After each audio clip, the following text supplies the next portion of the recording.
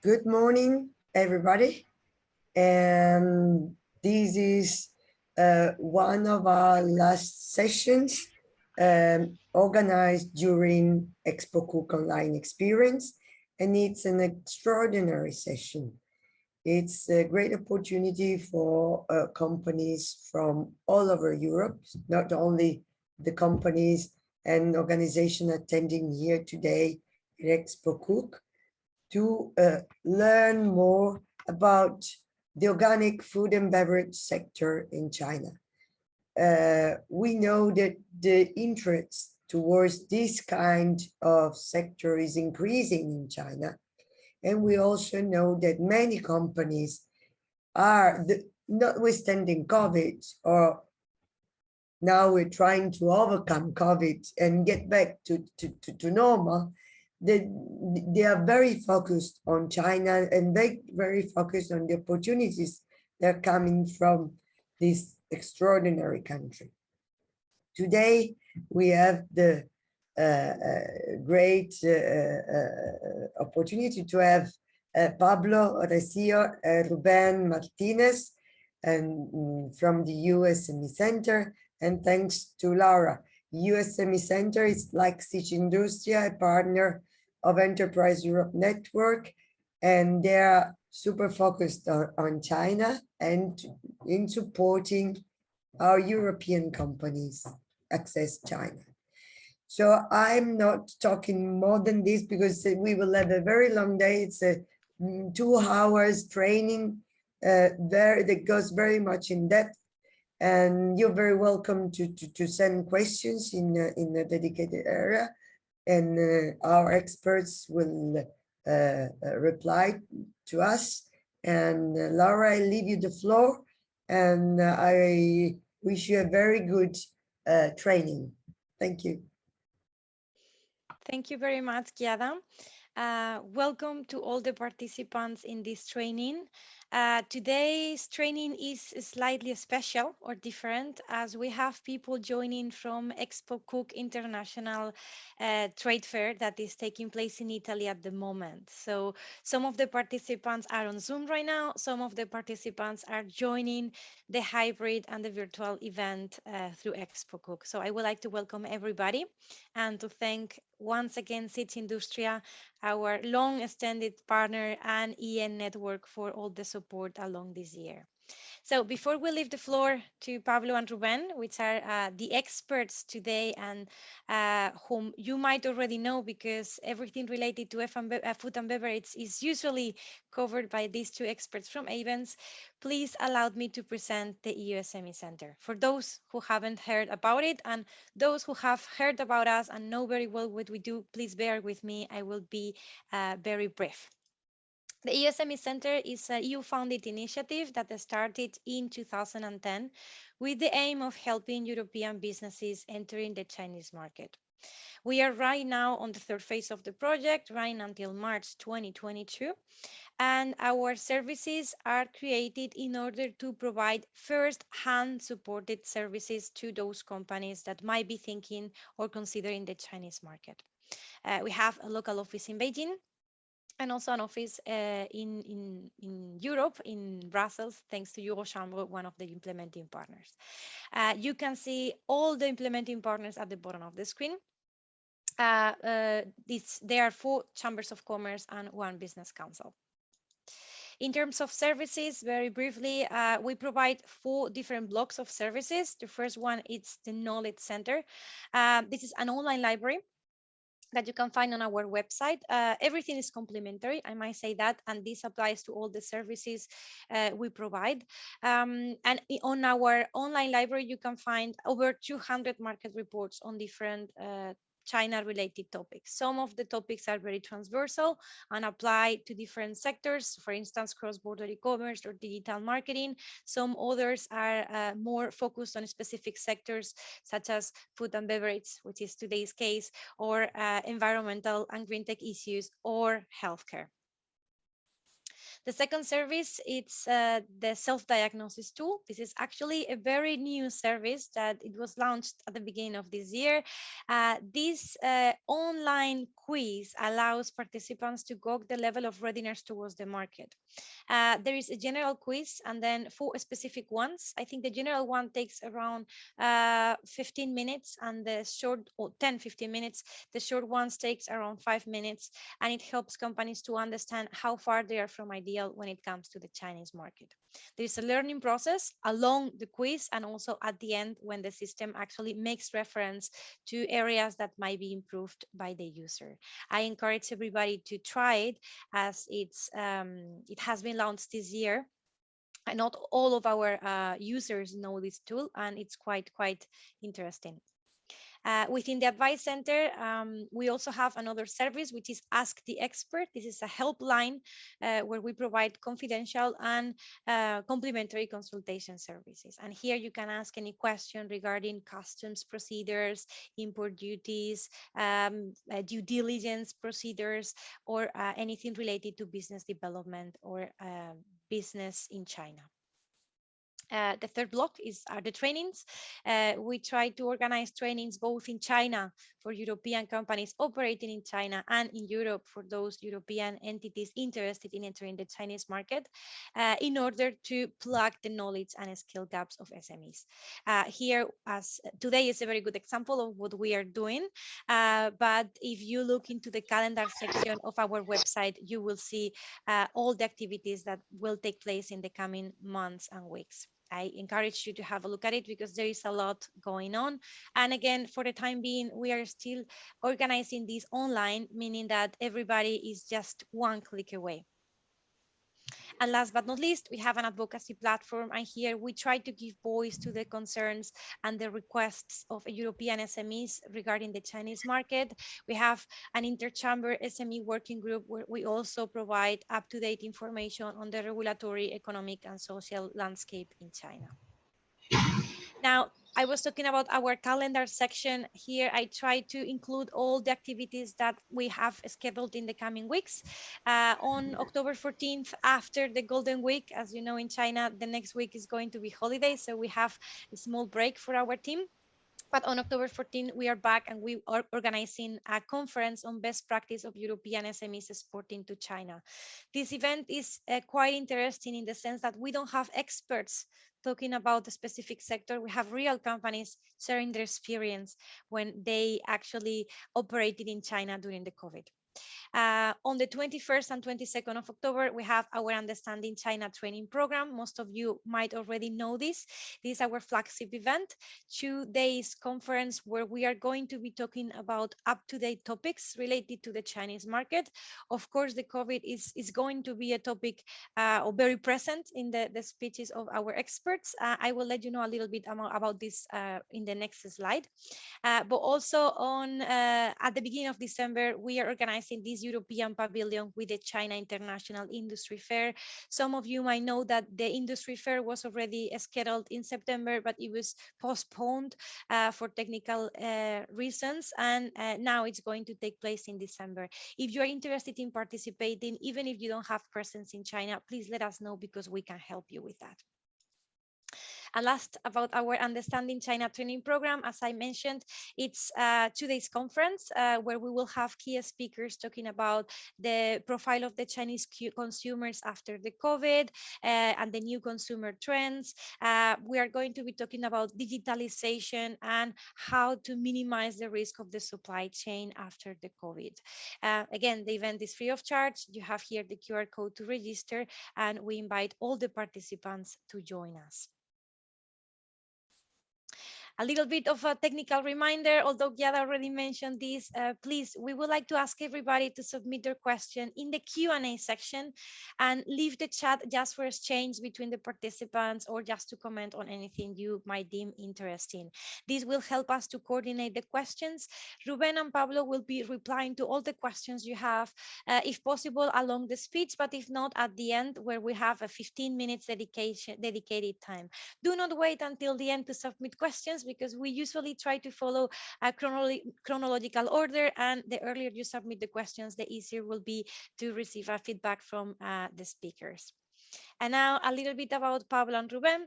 They are going to introduce themselves, so I'm not going to talk much about them. As I mentioned, they are frequent speakers of the EU SME Centre. They both work for Avens. Pablo is the managing director and Ruben is the project director at Avens. And they are here today to let you know about the organic food and beverage sector in China. The slides will be distributed at the end. Tomorrow you will receive a thank you email from Zoom where you will have access to download the slides. And also this event is recorded and we will upload it on our YouTube channel. So now, without further ado, I would like to thank again all the participants, and Ruben and Pablo, the floor is yours.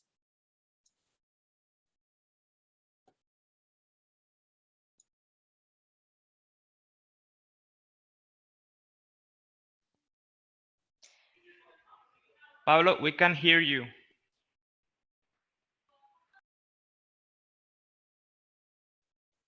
But you don't seem to be muted. No, it's not that, Pablo. Perhaps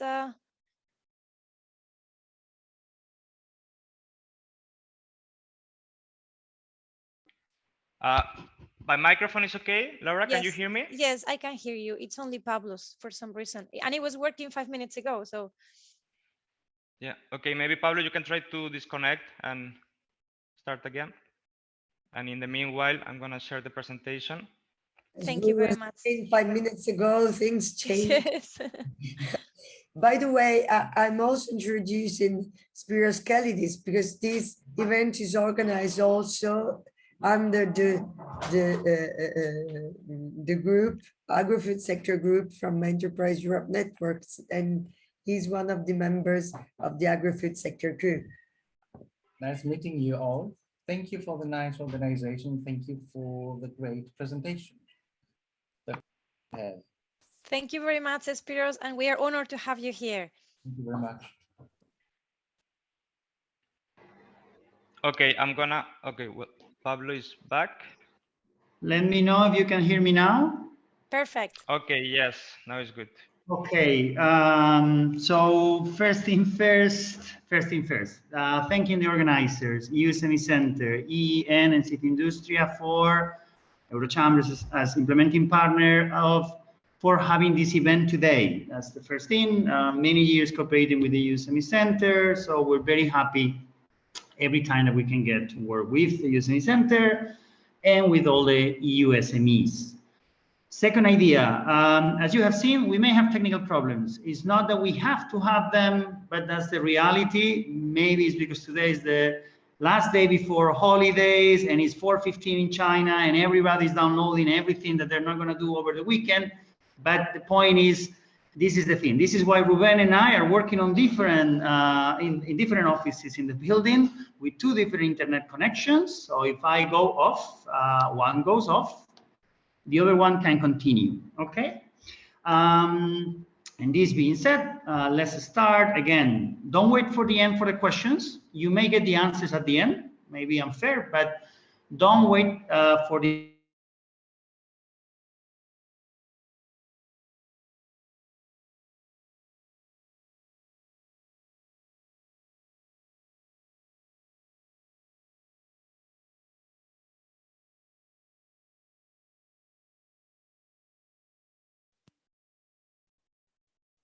Ruben, is it possible that we lost Pablo again? Yeah, I was gonna ask if it's me or No, it's Pablo. it's not. Okay.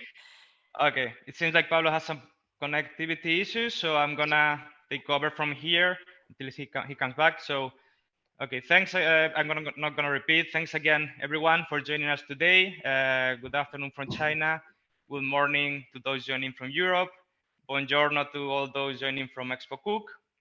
So we're not gonna, Laura already introduced herself, so I think we can jump directly into the content of today. If Pablo wants to jump in to do the introduction, otherwise I will continue. Pablo, let me know. Okay, Pablo doesn't reply, so I continue. No, well, I okay, don't know. I don't know. The thing, Ruben, can you hear me? The thing is, if I cannot really get a stable connection, please you continue the moment I stop. Don't even give me a moment, because otherwise the 2 hours are going to feel like 7 hours to the audience. Okay. I'll try to continue. Let's see if this works better. I always start all the presentations with the conclusions. That's the way we do it because we like practical information. All right. So what is to be watched on the Chinese organic market for food and beverages? Let's go to the positive side. The most important thing that we have to remember today is that undoubtedly the Chinese consumer is looking for healthier products, more nutritious and more food safety. This is a general trend, undeniable general trend that gives a good edge or advantage to the European food producers, the EU SMEs, of course, included. It's becoming a significant market, but it's still not the market that it has to be, which has been growing strong, okay? Now, this doesn't mean necessarily that there is a perfect connection between I want to eat healthier with I want to eat organic. And this is what we need to understand. Here lies both the challenge and the opportunity for our companies. We will explain how during the presentation today, but there is no direct connection. The connection is much more blurry than it can be in Europe. In Europe, an organic product is by definition a healthier, safer, nutritious, and healthy for a lot of consumers. That's not necessarily the case in China. I'll explain in a moment. Part of the opportunity is also that the distribution chain, the importers, the distributors, the retailers, the e-commerce platforms are all looking for ways of differentiating the products and their competitive advantage. And since the consumers are looking for healthier, more nutritious, more safe products, this creates this healthy category, which is not the same as organic category. I'll explain in a moment. There is more movements that create an opportunity from the European side, more and more organic and healthier production, the image of EU food in China. Let's try to summarize this in the development of the EU Green Deal. Okay, for those of you that are more or less aware of it, is this project in which the European Union is going to turn to a more green, healthier and sustainable agriculture and food industry, which is going to increase considerably also the amount of organic products. This is on the plus side. On the positive side, I will get into details afterwards. What is on the challenging side? Well, the challenging side is that it is not easy to transform this situation in China into actually me selling my organic products as organic products in China. It's not that simple to do. And why not? Well, a few key ideas. The first one is market access. To export to China, most of the products that we will be discussing today, Ruben, can you confirm that you can hear me? Now, yes, sorry, I was disconnected. Okay, but Laura, can you hear me? Yes, I will let you know. Yeah, then I continue. Don't worry about the slide. The slide is just an excuse. I'll tell you the story. We'll get the slides in a moment. But what is the theme? Market access is our first challenge. What do we mean for market access? You see, to start with, even before we talk about organic, to export products of animal or vegetable origin. In the case of vegetable, if they're heat treated, is different. But if we want to export meat, if we want to export dairy, if we want to export seafood, if we want to export fruits and vegetables that are not heat treated, our country needs a protocol, a bilateral agreement with China. Then our company will probably, in some cases, need to be listed. So there is a process. We cannot just get any product and just ship it to China. This is basically before we talk about organic, but let's get to organic. After we get this generic market access for my company, the second challenge is the organic label. China does not recognize European organic label. European Union does not recognize Chinese organic label, meaning if your product has the EU organic label in Europe, That doesn't mean that you can claim it's organic in China. You would have to get the Chinese organic label certification. So you need both certifications. You can export the product. It's fine. You have an olive oil that is organic in Europe. You can send it to China and sell it there, but not claim that it's organic, which creates all sorts of problems, including how to properly label it, what to do with the organic label from Europe that is showing on my product. Creates all sorts of problems, practical applicable problems, which are solved in many different ways, from changing the label completely, which is the way it should be done, to people that just cover the organic mentions, or at least they don't translate it to Chinese. I have to say the last two solutions that I've mentioned, it's just a description of what some people are doing, but it's not the right thing to do. You're not actually fully compliant with Chinese regulation by doing this. Hence, you're taking risks. Hence, many distributors and retailers will not take your product. So it makes it a bit hard. So we need the market access and we need the Chinese organic certification. We will talk later about this certification and how to get it. As a result, the market for organic imported products and the market for organic products all in all concentrate in relatively few categories, okay? Namely, 90% of the value, not volume, value, sales value of all the organic products is organic infant formula. So if the infant formula is expensive per kg, the organic infant formula is considerably more expensive than kg and concentrates most of the sales. At least, ladies and gentlemen, most of the sales which can be officially tagged or labeled as organic. There is many organic products sold in China, but not as organic, okay? But on what is officially accounted, 90% is infant formula. The second problem, so we have market access, we have the labeling, and then the next problem is lack of understanding of the organic concept in China. Remember, I said at the beginning, the health concept is on the rise, no doubt about it. But how about, is the organic concept a synonym to it? And that's less clear. It's much less clear.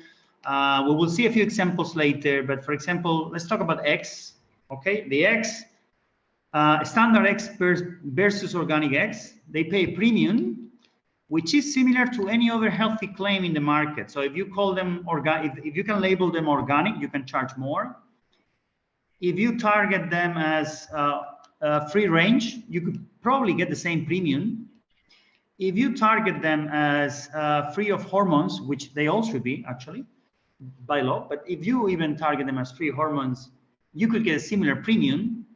And this is the challenge and the opportunity, okay? The opportunity is that European exporters could do much more with legal claims that they could already put in their labeling in Chinese, that they are not doing it because they don't know, but less than you may expect on the organic concept itself.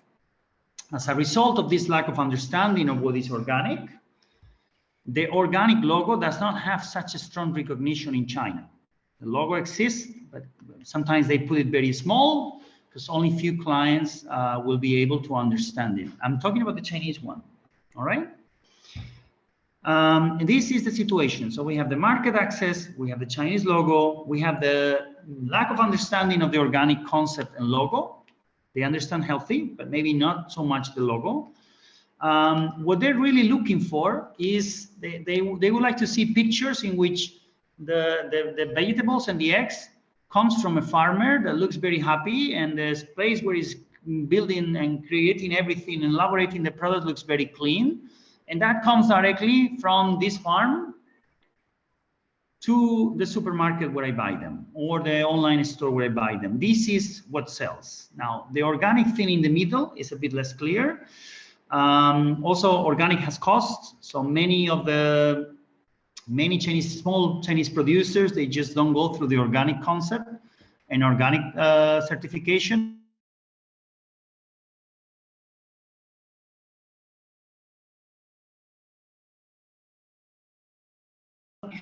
And conventional food, which is different in each category. In some categories, the consumer are willing to pay this price gap, infant formula, but also milk, some vegetables, less fruits, and some cereals. Consumers are willing to pay this price gap, eggs as well. However, in others, consumers do not seem to be willing to pay for this price gap since they don't really understand the organic concept and the logo that comes associated for that. For that reason, the average consumption is half of the world average. It's relatively small. Now, if you may, I have already explained the key ideas of the whole seminar, but we're going to see all these into detail, category by category, and we're going to end up the seminar talking more about where are the opportunities. I just have laid the floor map, so you know exactly what is there, and now we're going to get into the details. Ruben, can we see the next slide? All right, so let's get to understand this a little bit better. You see, we've selected a number of products, seafood, meat, cheese, yogurt, eggs, fruits, vegetables, olive oil, cereals, bulk, and breakfast preparation, pasta, wine, milk, infant formula. Those are the products that we're looking at. If any of you have a different product, just ask the question and we'll tell you how we see the situation. Now, to understand this, we've tried to put an axis, okay? The more it is to the right, the higher the market potential, okay? And the more that is up or down, the higher the market access complexity. So, for example, infant formula has the highest market potential, but it has a very high market access complexity. Now, we don't have the time to basically do a webinar today on all these products, but I can give you a hint or guidelines on the key ideas. So let's go from the beginning. Seafood. Seafood has a relatively market access complexity. Why relatively? Well, for many reasons. The country needs a protocol, which is not that hard to get. Companies need to get listed, which is not that hard to do. But then the company will have to be approved, which is a bit harder to do, particularly for seafood. To be organic seafood is not easy at all. Now, if you compare that to the market potential, it's relatively low. You don't see that much organic seafood in China because it's complex. So basically, the consumer do not really recognize. There are other claims in seafood, like the NCF, Ruben can tell you more about it later, that is actually more common than actually organic. Something similar happens for meat, okay? It's actually harder to get market access for meat and to make it organic. These two products, if there is a market for them, is tiny on retail and e-tail, and some restaurants can try to do something, okay? Trying to be organic, healthy restaurants, but then they don't put the meat or the seafood is organic on the menu. They just tell you this is the case. Where is the market here? Officially, the market for these two is tiny. Unofficially, some countries export organic meat. They cannot claim it's organic, but the distribution know it's organic in the country of origin, so they sell it at the premium. Market is not huge, but it's there, okay? Something similar happens for cheese and yogurt, let's put it this way. There's also some cases of olive oil. Market potential is higher. It's not that complex. The product is not that complex, but you need to get the Chinese certification. Now, we explain later how you get the Chinese certification, but it's not an easy process either. Let's move to eggs. Eggs do have a market. There is a market for organic eggs. However, eggs have a short shelf life and are basically complicated to export for long distances, which makes that no European country has a protocol for eggs. It is possible that if you would have it, you would be able to sell organic eggs, but an egg have a shelf life of weeks, which means you will have to fly the eggs by plane, which make them incredibly expensive, all right? Eggs, however, is a good example to understand that what I'll explain later, how the system works. Organic pays the same premium as free range, that pays the same premium as hormone-free, which means consumer wants to buy healthier. But it's unclear about how do I buy healthier? Is organic the best option, or are there other options? How much am I willing to pay extra if it is organic versus free range, for example? Education and time will play a role into improving the organic labeling, but they still take some time. There comes fruit and vegetables. There is also, particularly for vegetables, there is a good market, but it's hard for us to export these because of the shelf life and logistics involved. There is also a market, and here is where the opportunities start rising. For cereals and pasta, there is some in the market, they pay a premium, and these SMEs can get, and here shelf life is not an issue. Market access is not that complicated. So I would say the opportunities for us, for most of us, or for the European EU SME industry, start becoming more tangible when we're talking about the cereals and pasta, okay? Then comes the case of wine. We will explain all this in detail later. The case of wine is interesting. As organic, the market is officially organic, is very small, but there is a market developing there for organic, introduced in China as conventional, which is fine. It's perfectly legal. Only the salesperson then explains. And there is a market also for the natural wines, okay? Let's say beyond organic, the natural wines. Those are also sold quite a lot, okay? Even though they enter as conventional. Opportunities also there, although you may not be able to put the label of organic. Then milk. Milk starts to be a very tangible product where you can find, especially for imported milk, a number of foreign companies with imported milk and paying a premium. Most of them are now from Australia, I have to say, but the opportunity is there. And like we said, the biggest opportunity in terms of volume and profit to be made comes from infant formula. But infant formula have a very complicated market access. So for SMEs, it's not that easy. So SMEs are probably gonna move more in the whereabouts of some specific products like olive oil, cereals, pasta, wine, and milk. I would say most of the opportunities are gonna concentrate there, but you can work particularly in retail, but you can work a bit with the food service for some meat and seafood on smaller amounts, all right? This is the overview. A lot of the things to explain today. Ruben is going to continue, and I'll get back to you to talk more about products later. Okay, thank you, Pablo, for this introduction. So yeah, basically, Pablo has covered pretty much everything that we are going to explain now into more details. So before we move forward into the organic market, we're going to take a step back, and we are going to see a wider overview of the general food and beverage market in China, and even wider, a little bit of how the economic situation is in China at the moment. Yeah, we're going to look at the economic overview after COVID-19, a little bit of what happened during last year and what's the situation right now in 2021.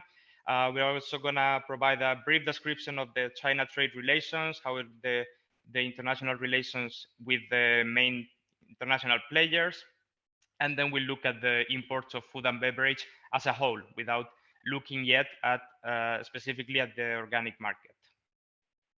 Okay, so first of all, as you know, 2020 was a very particular year. China was the first country that detected the COVID outbreak, but actually is one of the countries that basically, due to the measures they took, it was isolated from COVID from relatively early in the year. China closed the borders in March.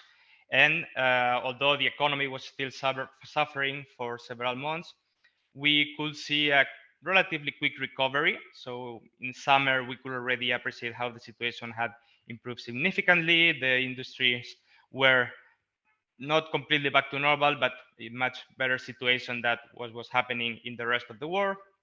And basically, by the end of 2020, we can say that China is actually one of the few countries that that had economic growth in 2020, which is quite significant given the circumstances. And basically, the forecast for 2021 are very good. Obviously, for the first quarter, comparing with the first quarter of 2020, the difference is huge. But then for the rest of the years, the perspectives have improved actually from the initial forecast. And it seems like China is recovering strongly. The export sector is still growing. 2020 was actually a very important factor for Chinese recovery, led by the exports of medical supply, masks, and electronics, and so on. And regarding general life in China beyond economic situation, at this moment we can say that China is in a much better state regarding COVID than the rest of the world. 80% of the population is expected to be vaccinated by the end of the year, 70% already, according to official data. But however, this doesn't make the Chinese government to facilitate the access and to open the borders to international traveling. This moment is hard to tell how long it's going to last, but it seems that still for a while, definitely for the rest of the year, and we'll see until which moment of 2022. However, the situation in China domestically, things keep moving, things keep happening. In 2020, many of the trade fairs were canceled or postponed. And in 2021, although we still have seen some delays and cancellations, most of them are in place and are going to take place, although some of them later than expected. And basically, the country is back to normal, except for some occasional sporadic COVID outbreaks that are normally very quickly targeted by the government. The places are put on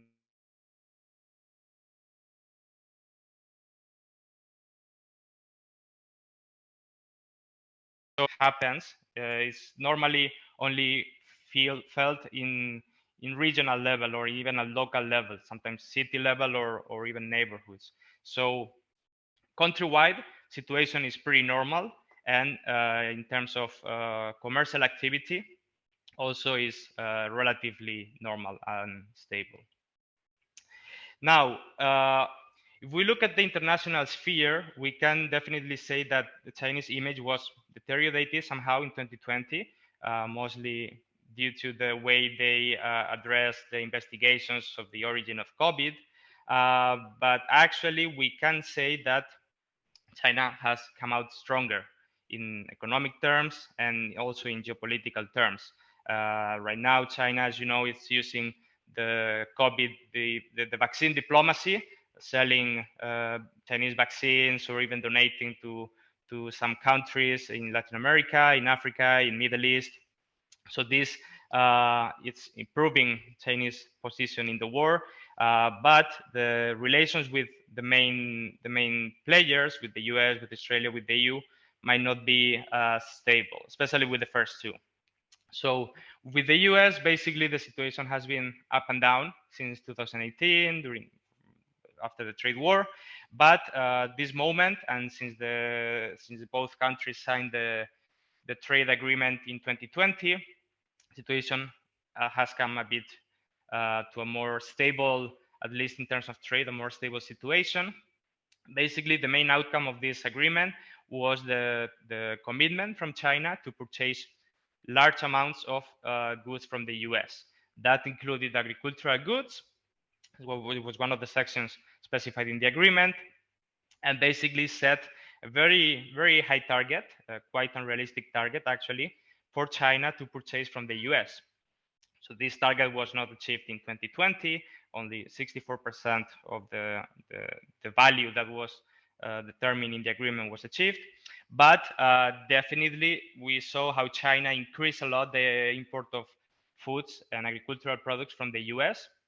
And it seems that the government is really trying to commit to what they promised.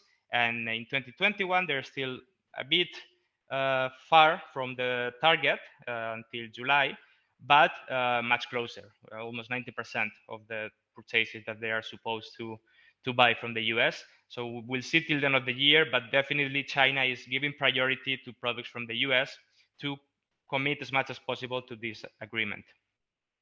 Now, situation with Australia is more complicated since the country, basically Australia supported the US asking for an international investigation on the origins of COVID. And since that moment, basically things escalated with China.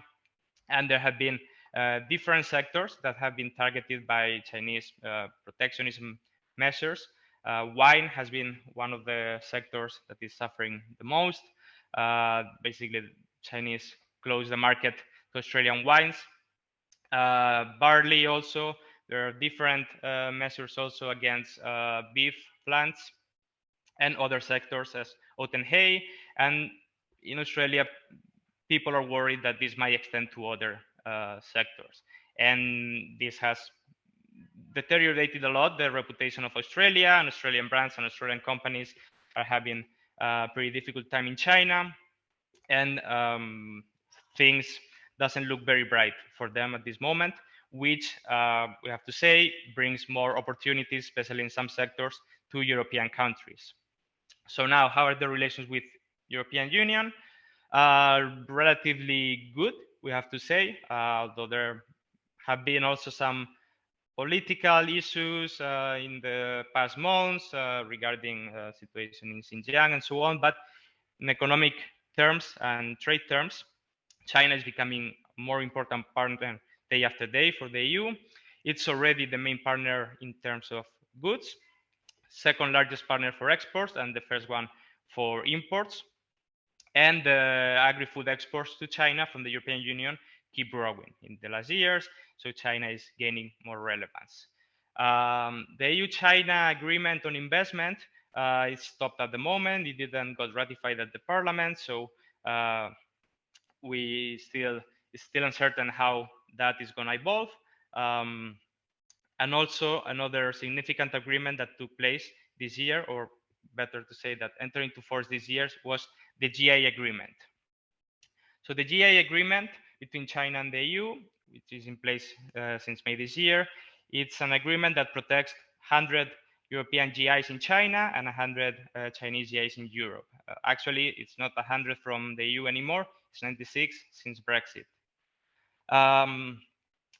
More than 50% of these products are wines, and Italy is actually the country with the largest amount of GIs. France and Spain are also countries with a significant amount of products, but Italy is the first. This agreement basically gives protection to these products, and it's aimed to improve the recognition of the GI logo and the products in China, or in both markets reciprocally. Right now in China, the GI scheme is not very known by the industry, but it's being promoted by the authorities. There are efforts to make this like a more known and important thing for the industry. Actually, it's not only European GI that are not very well known. Even Chinese GI, the logo is not very well recognized by consumers. So under this agreement, there will be efforts from both sides to promote and to improve the knowledge about among consumers, to give these products the right position, to improve their protection against fake products that cannot be labeled as GI if they don't fill the requirements. And also this agreement will be expanded in the next years to include 175 more products from each side. Okay, so besides all what is going on in the world and the international relations being better or worse, the thing is that China imports of food and beverage keep growing, have been growing for the past years, and have grown in 2020. Actually, the growth in 2020 was higher than in the previous years, reaching 16%. And achieving more than 160 billion.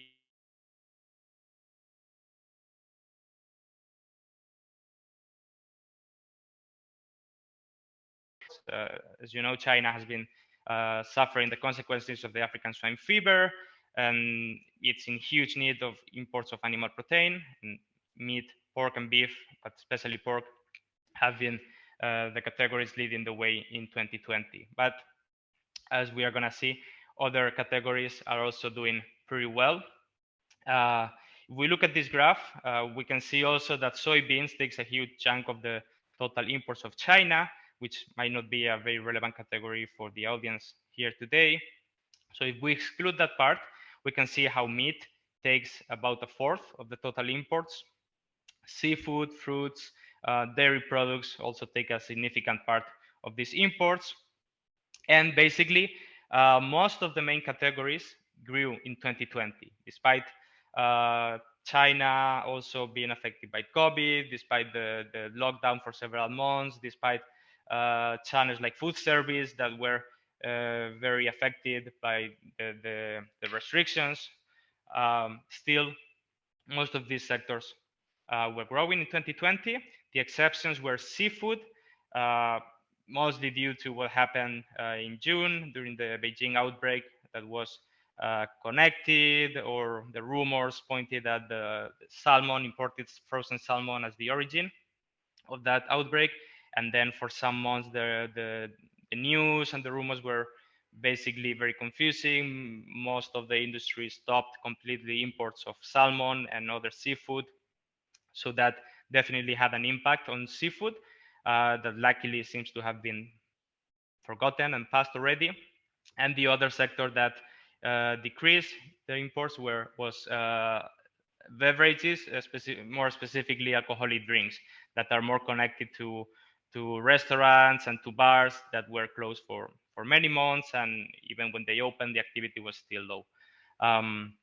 Also, as you can see, infant formula, the imports decreased only slightly, but we can see this is the first time in many years that infant formula doesn't experience growth. That doesn't mean, as Pablo has already mentioned, that doesn't mean that the market is not good for infant formula. Specifically, when we speak about organic infant formula, we are going to see how the market is growing actually. Okay, so that's the situation for the general market. And now we are going to go back again, and we're going to jump into the main topic of today, which is organic foods. So first of all, we have to start defining what is an organic product. And basically, if we look at the different definitions in China or in the EU or in the US or in other countries, the definitions are quite similar, or are going to look quite similar.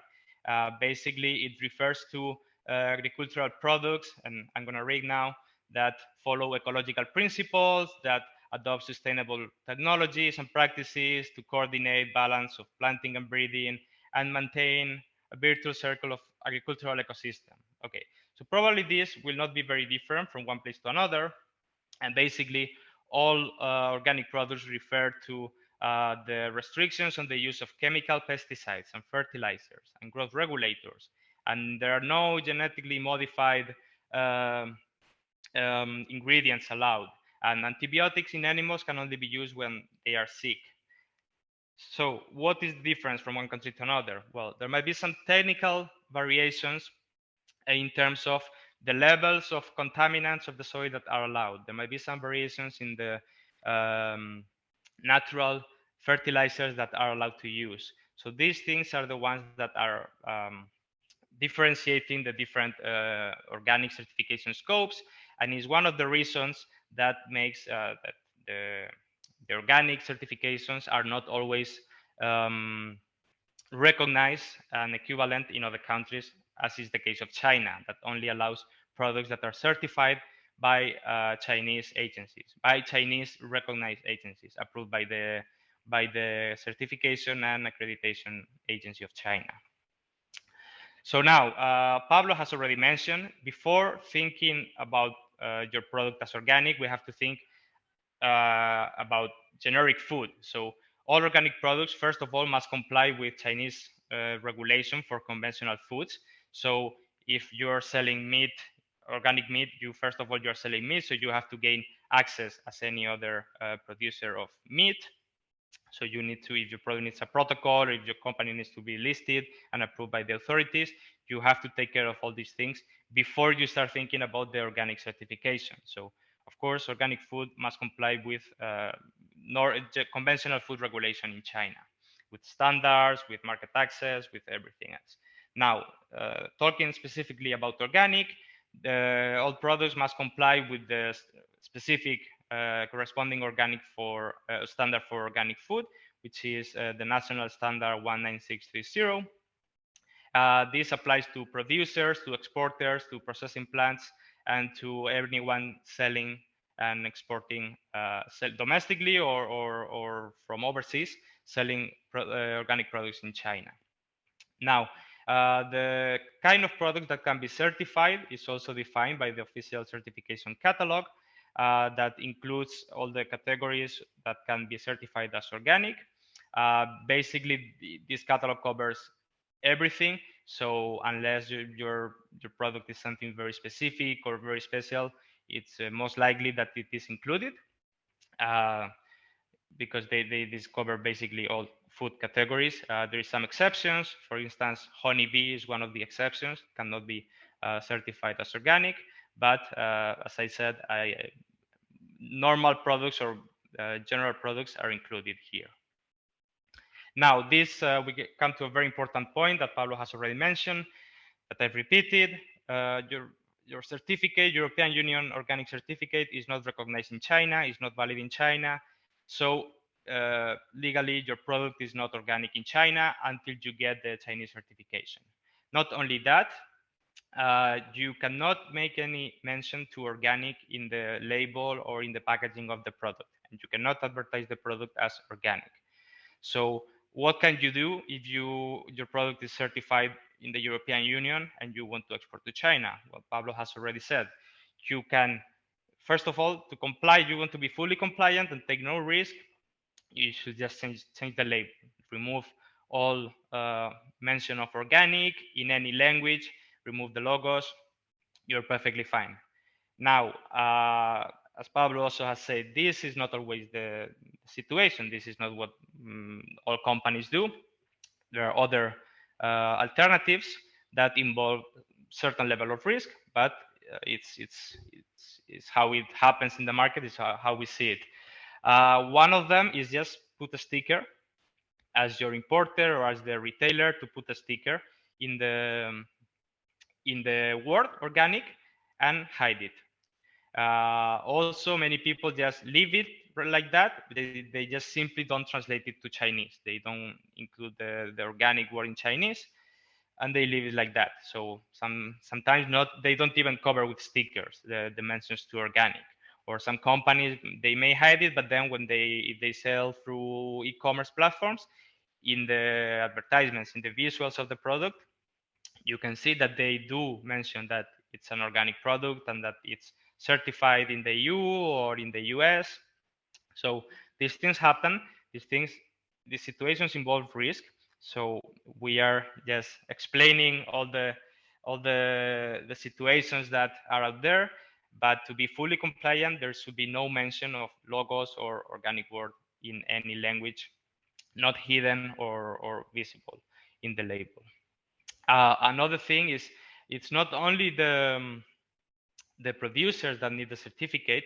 If your product is reprocessed or repacked in a different plant, this plant needs also to be certified. Otherwise, they cannot include the label they cannot include the logo of the Chinese certification in the product. Now, the authorities that are in charge of the organic certification are the State Administration of Market Regulation and the Certification and Accreditation Administration. Now, China has a pretty strict process and a pretty strict standard for organic to trace the products back to the producers, to avoid fake organic products, and to trace all the way from farm to consumer the origin of organic. So now the process is basically the producers or the processors or of the agents that you entrust to apply for you must apply to the corresponding agencies. Now, the thing with Chinese certification is it can only be issued by certification bodies approved by Chinese authorities. That means Chinese agencies, or also some of these agencies have branches in Europe, or there are also some other agencies based in Europe that have got this certification. Now, this probably facilitates communication if you are talking with someone with an office in Europe than if you are talking directly with the agency in China. And also it will simplify the inspection process somehow, since of course they don't have to travel from China, they will just have to come from other European country or even your own country if there is an agency based there. Then the processing of the examination and the inspection process takes some time. We're going to see in the next slide a bit more of how this works, but basically it's not an easy process. It's pretty complex. It's expensive. It might be something that especially SMEs need to consider whether it's worth it or not to go through all this hassle, to go through all these expenses. And also it's important to take into consideration that the validity of the certificate, it's only 1 year. So every year you need to apply to renew this certificate. So it's not easy. Some companies do it, definitely. We're going to see how actually more companies, the number of certificates issued for overseas companies is growing, but it's not an easy process. And you need to know all the details. You need to know all the documents that you need to provide and to make sure that you can comply actually with the requirements. It's also very different from product to product. And you have to take into consideration the transition period from non-organic production to organic. So there's a list of things that you need to consider before you go through all this. And we're going to try to explain you today better so that you can make the decision of going to organic certification or see what alternatives are out there.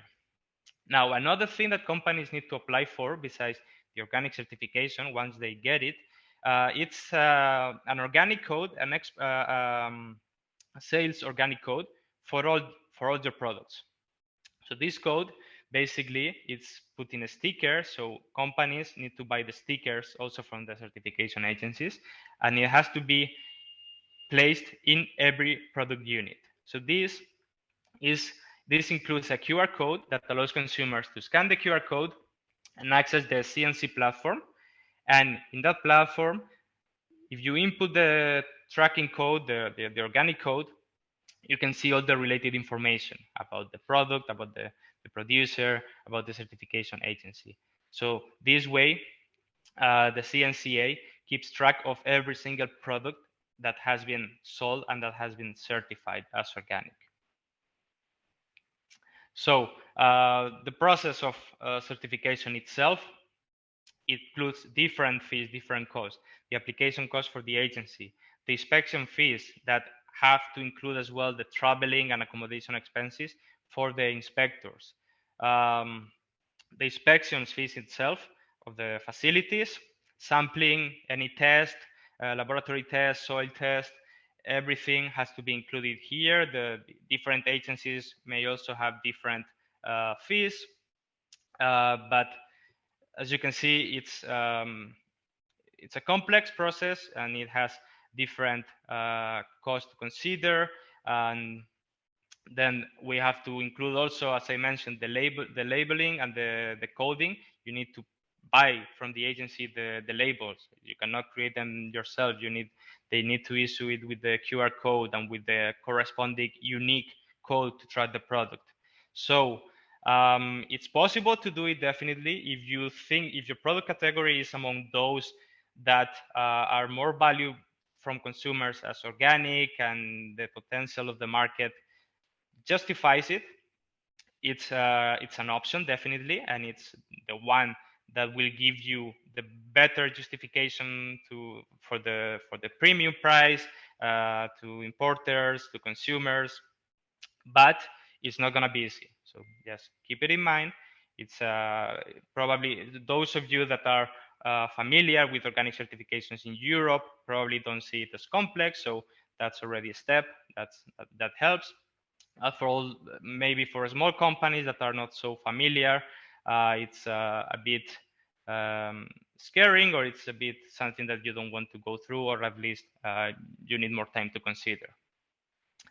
Now, we mentioned China doesn't recognize foreign certifications, but there is one exception, which is New Zealand, that has in place a mutual recognition arrangements with China for organic products. Does it mean that New Zealand can just export their organic products to China just like that? No, it's not as simple. It's never that simple with China. So basically what it means is that China recognized only two certification agencies in New Zealand for New Zealand organic certification. So now that means that every shipment of products, of organic products to China must come with an export certificate from the New Zealand authorities, declaring or proving that this is certified by those agencies that are recognized by China. And besides that, the exporters, New Zealand exporters, still need to get the organic code for their products. They need to get the label, the sticker, to put into the products. Otherwise, the products cannot access China as organic because they still need this tracking code. That is a requirement from the CNCA.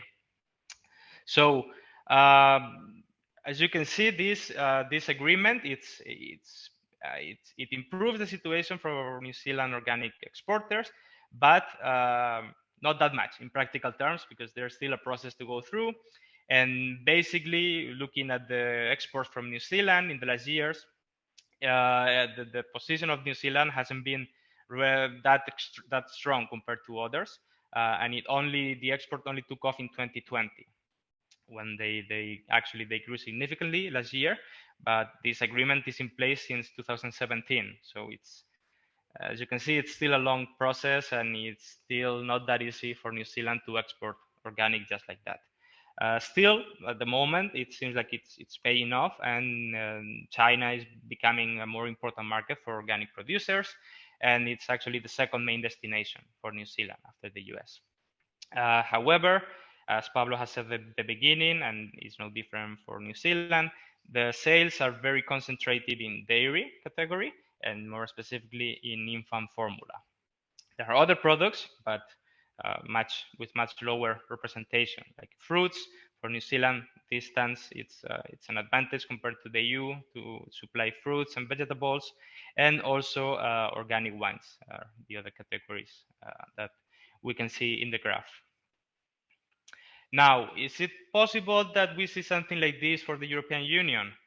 Not likely, at least in the short term. There were actually discussions back in 2012. There were discussions between China and the EU to start negotiations, to start cooperation on mutual recognition, and to promote regulation from both sides to equiparate these certifications. But the thing is that there was never an agreement, and talks stopped. And there's at this moment there is no sign that this is gonna go back to discuss anytime soon. Maybe in the future, but this moment it seems unlikely. China has been also in talks with other countries, individual countries like Thailand, like the UK, and also like Denmark within the EU. Actually, Denmark has a memorandum of understanding with China for organic product cooperation. What does it mean? Well, in reality, it doesn't mean much, as you can see, because it was something similar to what was signed with the EU a few years ago, and then it never materialized. But at least it shows that there is initiative, that there is willing from both sides, at least now, to promote cooperation in this field. And actually, Denmark has been very active in promoting organic in China. Denmark is a very particular case because it has a long tradition of organic production and consumption. Actually, it's the country that introduced the first legislation for organic in the world, as back as 1987. And it's also the country with the largest market share for organic food, which is 13%. So, and Denmark is been present in different events, different conferences, cooperating with different organic associations. The Danish embassy, Danish authorities have been pushing this. Also, associations in the industry, like dairy industry, which is quite interested, of course, in promoting organic recognition in China. And we can say how this is gonna turn in the future, if it's gonna materialize in some real agreement or not, but at least they are working. They are working on this, and they are trying to improve the presence and reputation of Denmark. And this maybe if they get some sort of recognition, or like New Zealand, this will definitely help to have a stronger reputation for organic image among consumers and within the industry. Now, connected to regulation, we already have said that it's not possible to sell your organic products as organic. You can always sell them as conventional products, but it's not possible to sell them as organic in any channel. And now we are going to see the only exception. The only exception is cross-border e-commerce. Cross-border e-commerce, basically, it's a more flexible and allows for an easier access for certain products that have the, let's say, more difficult technical requirements and legal requirements. So there is an exception for some products to sell through cross-border e-commerce that give them easier access, basically exempt them for some of these requirements. And the best example of this would be infant formula that has an easier market access through this channel. Another example, not in the food industry, but another example would be the cosmetics that are not required to do animal testing if they are sold through these channels. And this goes also for organic products that are allowed to be sold as organic without the Chinese certification. So the problem with cross-border e-commerce is that generally speaking, it's not a channel for a very big sales volume. It's more like a starting point for companies planning to access China. It's normally used as a test to see how consumers react to our product. It's a good way to start marketing our products, but normally it has to be followed by a later plan to come to China, like with a more solid strategy. Cross-border e-commerce by itself is not gonna give you a very large amount of sales, and it's not gonna allow you to have a long-term presence in China if you don't back it up with a further strategy. Besides that, cross-border e-commerce is not just you place your product in the platforms or in your website abroad and people are gonna find it and they're gonna buy it just because it's very good. It requires some investment in marketing. You need to promote the product, and first of all, you need to set up the store in some platforms if you decide to go with platforms, because probably in your website, just in your website, you're not gonna get any sales. So setting up these stores, it's expensive. It takes time. It takes money to do the marketing strategy. So it's not just as easy as that. And also, cross-border e-commerce is not only, but is specifically used for many consumers to purchase these kind of products that are a bit harder to get through conventional channels because the technical requirements and the market access are more complicated. So people come to cross-border e-commerce mostly to buy baby foods, infant formula, cosmetics, health products, hair-related products, those products under the category of health foods. So perhaps other food categories are not very suitable for this channel. So cross-border, it's an opportunity as a test, but probably no more than that. But still, it's a way. It could be a good way to start. Okay, so after this regulatory overview and introduction, we are going to jump into the market itself. We're going to see more about the market size, the sales of organic in China, the consumer behavior, what is driving the sales for people, what are they looking for when they buy or they don't buy organic, and the most relevant categories, both in terms of in the market itself, like what are the main categories in the organic market. Ruben, sorry to interrupt. We are at 1 hour and 10 minutes into the presentation. We're not going to be able to stop what we initially planned. So I think you should stop either right before or after Hong Kong, and we're going to make the 5 minutes break then, okay? It's up to you, but before or after Hong Kong, I suggest that we do the 5 minutes break then. Okay, yeah, right after, I think is when it was planned. Yeah, or before, because otherwise we're going to make the break just 25 minutes to the end of the presentation. Maybe you want to do it a bit earlier. Up to you. Okay, well, we'll see All how right. we are in time. Okay, thank you. All right. Okay, yeah, and lastly, we're gonna look very briefly at the Hong Kong market, which is completely different market, completely different story. So basically, we just want to give you a glance into it so that we can explain the difference, which are quite a lot with the Chinese organic market. Okay, so looking at the sales, the size of the organic market in China, considering the size of China itself, is not that big yet, but it's growing. The growth was a bit stable since the estimations were started. The organic associations were starting to make estimations back in 2011 or 12, and the first years the growth was very unstable. Now from 2016 seems like we can see a more consistent growth, and in 2020 we see the largest growth in the market, 18% growth, quite larger than previous years, but still so sales only reach almost 9 million in 2019 and about 12 billion euros in 2020.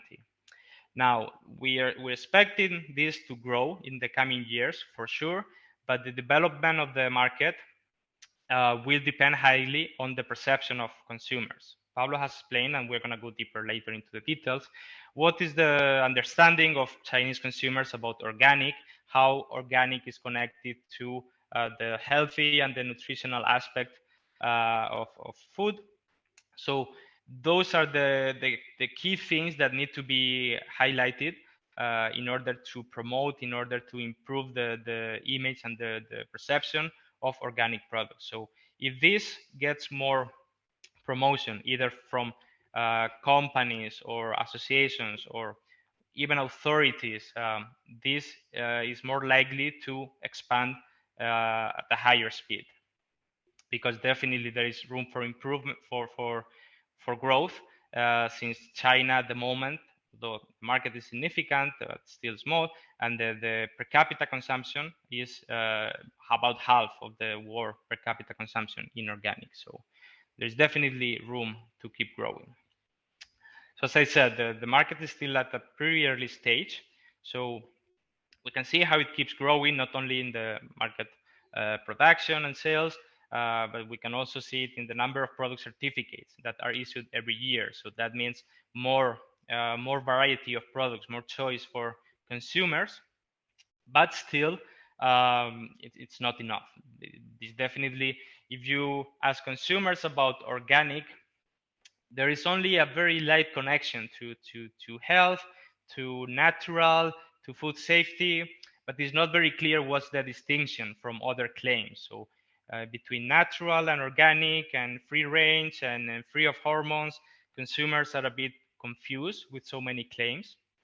And basically the organic concept by itself doesn't add that much value for all consumers, and that puts a burden on the organic as it is, because basically many consumers don't know what they're paying for. So if they see, okay, I'm paying for a higher price for fruits and vegetables because I know that they are grown from this farm, and I know the vendor is telling me that they grow them in a very natural way with no chemicals. Okay, I trust my vendor, I'm gonna buy that.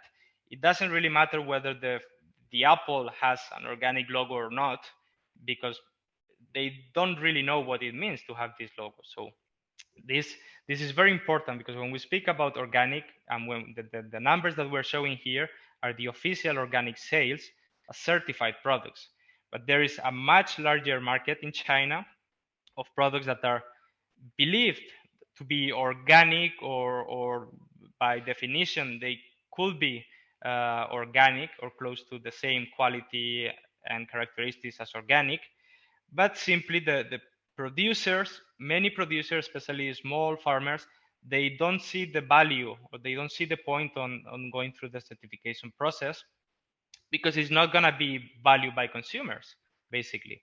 So they say, okay, why do I have to go through all this process? It's expensive. I have to renew every year. And maybe there is some of the requirements that they not completely fulfill. So maybe it's not worth it for them. So that's a very important thing to understand in China. Many of these products are organic by definition. Also, if we look at the import products, as Pablo said, there are many organic products certified from the EU that are not be classified as organic in China, because they cannot, because they don't have the Chinese certification.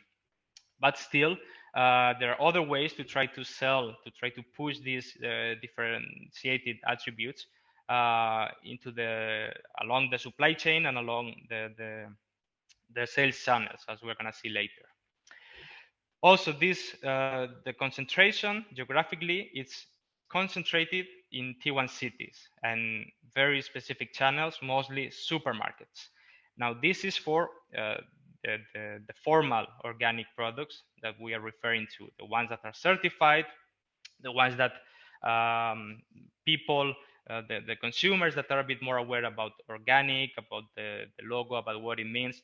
These are located mostly in T1 cities, Shanghai, Beijing, Guangzhou, Shenzhen, and most of them, they look for these products in the supermarket, where they know there is some especially high-end stores that are already placing them separated, section for fruits, for vegetables, for the categories as well. For infant formula, sometimes you can see a very clear separation in the shelves for organic and non-organic, and those people rely on the logo.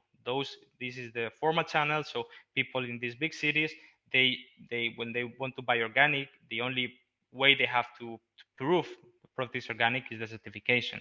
This is quite different in other channels, even still in the same T1 cities.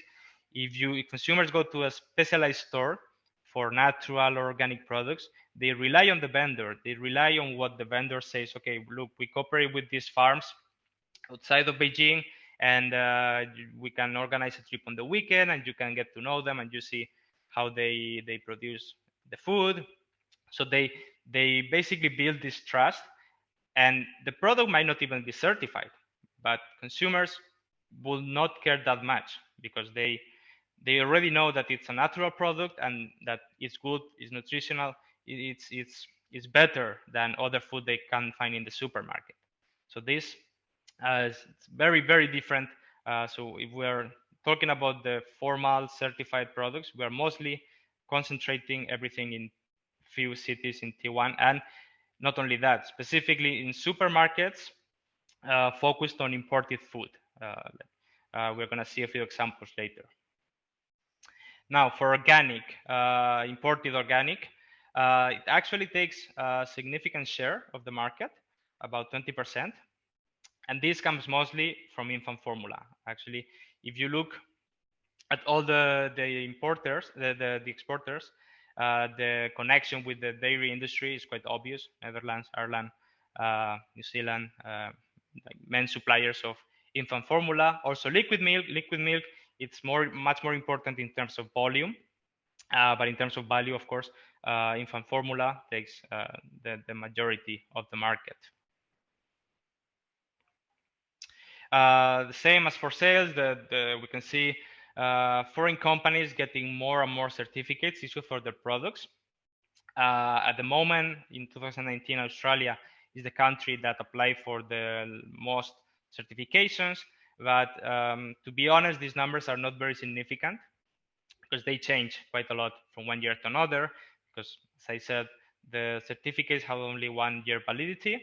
So many companies simply decide not to renew, or there are more products applying for the next year.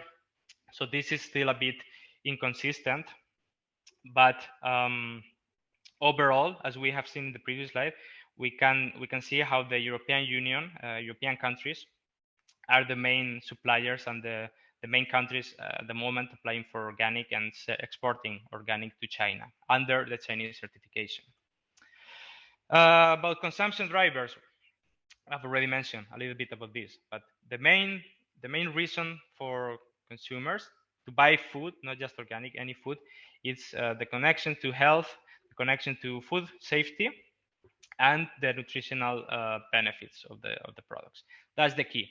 So organic or not, if the consumers don't see a clear connection and a clear value in organic, it's not going to be as interesting because they are willing to spend on food.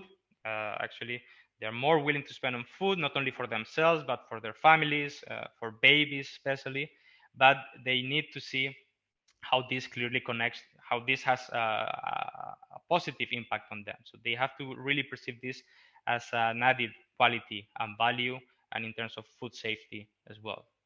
So the understanding of this, it's improving, at least in some geographical segments and in some age segments, but still needs much more promotion. And this promotion, it's probably not going to come from the Chinese government, but it can come from different organic association, and it can come from overseas. It can come from companies or associations of organic in Europe. It can come from the European Union, and we're going to see later some of the potential opportunities for this to grow and to promote European organic products in China. Another thing related to consumption is the impact of COVID during last year, especially during the months of lockdown, the first half of the year, but it's a habit that remained. People started to cook more at home more often. In China, it's very common to go out for eating. It's pretty cheap, but due to the pandemic and people going out less often, they started to go back to the kitchen and buy more fresh ingredients like fruit, like vegetables, eggs, but also meat, seafood, basically everything cooking that involves cooking at home. And again, looking very carefully at the health aspect. Now we're speaking about the drivers. Now let's see what are the barriers and the challenges that organic is facing in China. Some of them are related to the technical aspect itself, the higher production cost for farmers, the lower yield, the difficulties to grow the products without fertilizers that are not allowed, that would make the product not organic. These things are an issue everywhere, not only in China. But in China, the development of the industry and the technological limitations are an extra barrier for producers in this sense. And also there is a lack of escalation in some sectors and integration. So there is need for further development.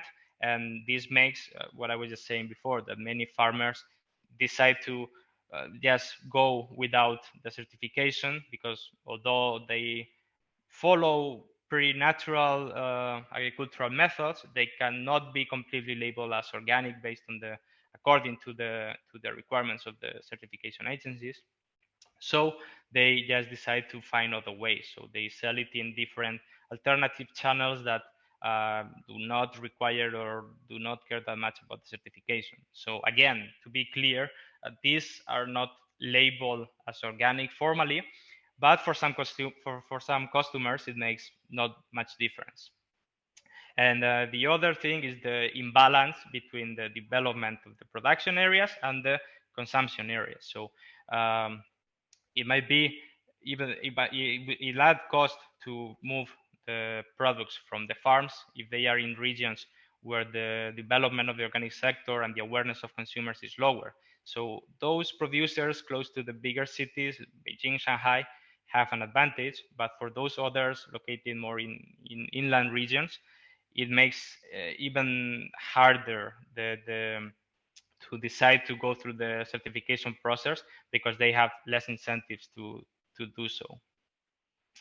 Now for the channels, some key ideas before we go one by one.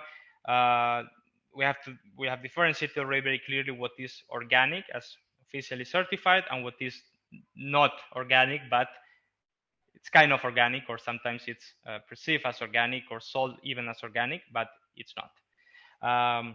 the importance of the certification versus the importance of word of mouth, of the trust of customers in the stores, to know a bit more about, to be close to the production area, to be close to the producers, to understand what they are producing, what they are buying, and what they are eating. And the other thing to consider is how different channels, although we're going to see that supermarkets are the main channel for all organic categories, there are other channels that at the moment are not very developed. When to continue? I think we are ready to go, Pablo. Okay, so basically I'm just telling Ruben that I'll continue. So ladies and gentlemen, let's continue. We have another 25 minutes in which we are basically going to see things that we've already introduced.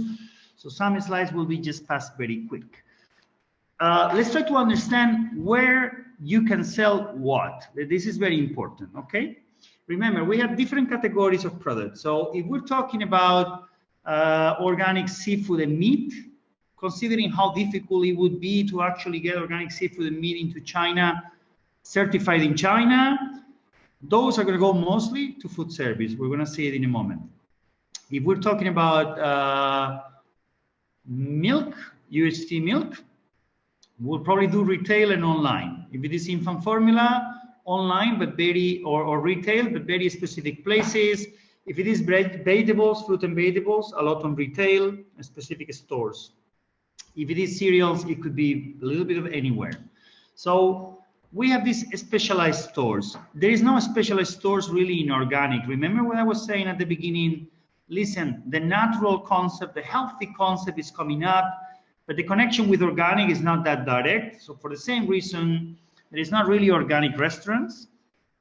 One restaurant may claim to be the organic restaurant, but then when you go there, you will see that they're more about natural and healthy than they are about organic. This relation is not as clear.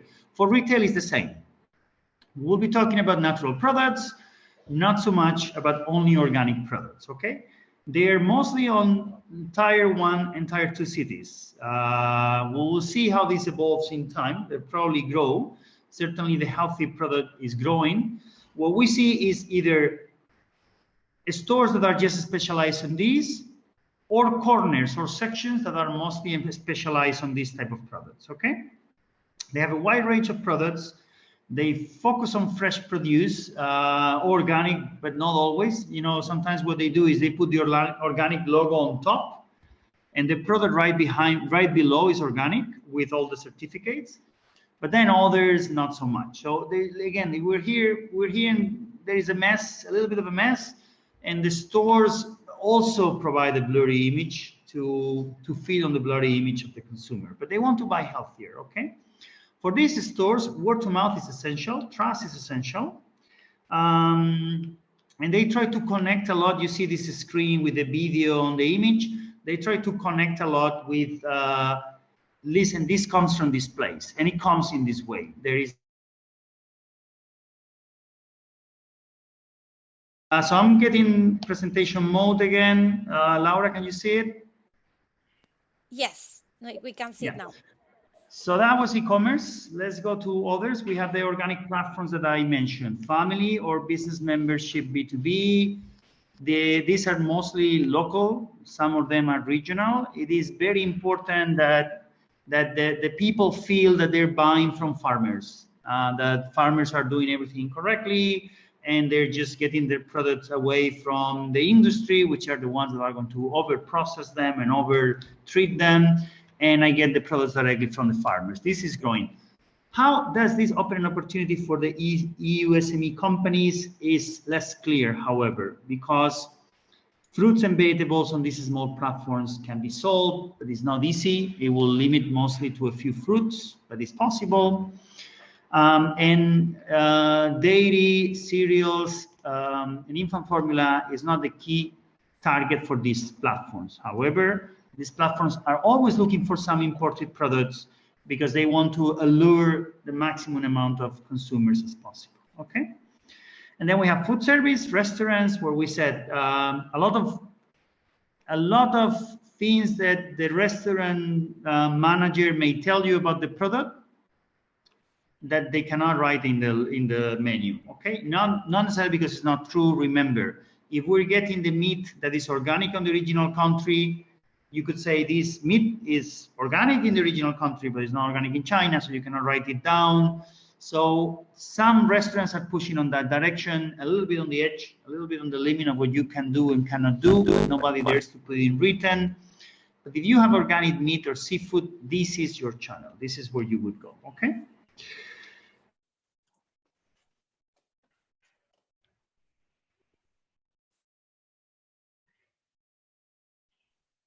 Talk a little bit about relevant product categories. Here you have the official data, okay? Infant formula and milk powder. There is a question, sorry, there is a pending question that we haven't answered, but I have noted here.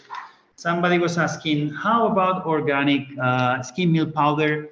Yes, there is possible to export and there is a demand. However, you need to certify, okay? So yes, that is an interesting product. Skim milk powder for their organic production. You need to be certified. The question also asks, how about the organic UHT milk? There is a huge competition. Okay, well, UHT milk is a highly competitive product, just to start with, organic or not organic. Is there a huge competition in organic? I would say there is a bigger competition on conventional over organic. The thing is, there is also a number of organic brands, and you have to promote them, but they do pay the premium. So I wouldn't say the organic UHT milk is more competitive than the UHT milk in China.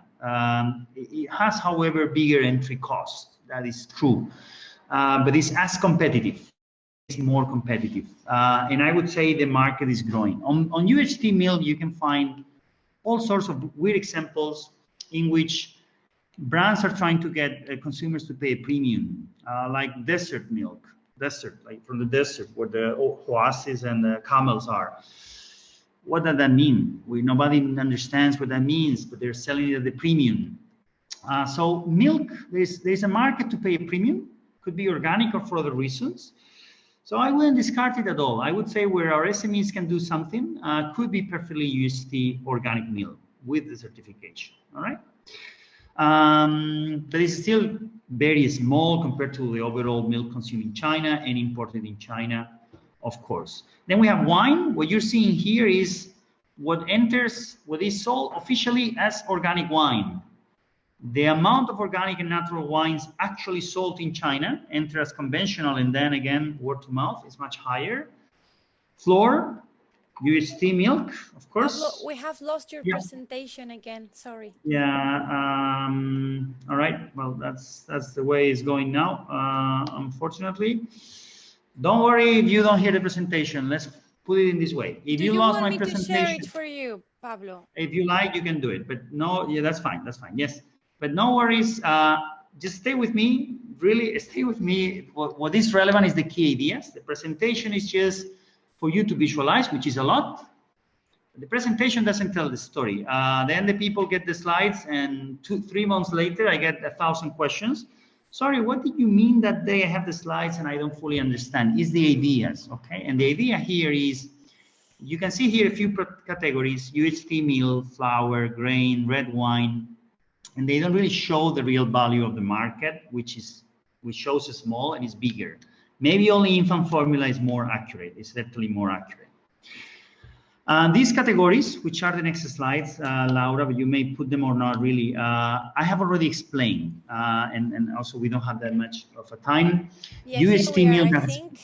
Just let me know. 40 on the 40, yeah, and then 40, yeah. These categories we have explained, except for cheese. Very limited amount of organic cheese in China at the moment. Basically, there is many more reasons to get the Chinese to pay premium for a cheese without the cost of making it organic. So it's tiny. Yogurt is tiny, but here is where you can input your organic skim milk powder, for example, for the yogurt or for the infant formula. The infant formula you can also export, high entry barriers, and UHT milk is where you have more opportunities, okay? So this is the data I've explained before. I'm just recap. Laura, can we pass? Yes, please. Then we have the story of a case study. For example, if you want case studies to see, but tell me somebody who has done it. Okay, then, for example, we have this case. As you can see, this company, they do have both the European and Chinese certificate. It took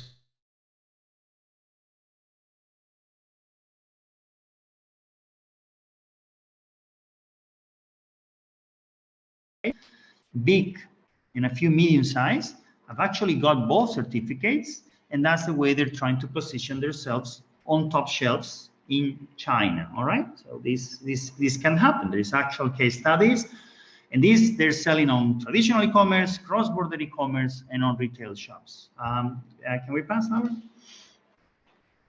Then we have the case of wine, because we have a lot of EU SMEs producing wine and producing organic wine and producing natural wine and addressing China. China now has a good opportunity. If you would remember, a few months back, we did another webinar on wine in China, and we were talking about the opportunity that China represents despite the, let's say, market correction of last year, because of how the Chinese are basically spreading internally the wine culture, and in the meanwhile also because Australia is de facto, as Ruben has explained, basically closed for export, and they were the leading country. So everybody has increased, all the other countries have increased. Europe has increased a lot their exports to China this year and probably for the next years.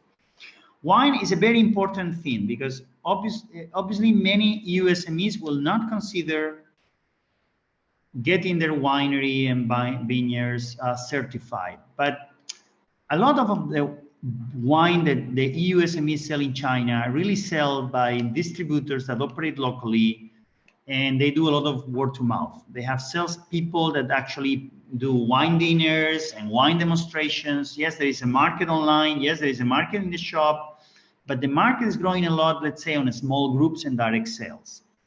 And there you can push a lot.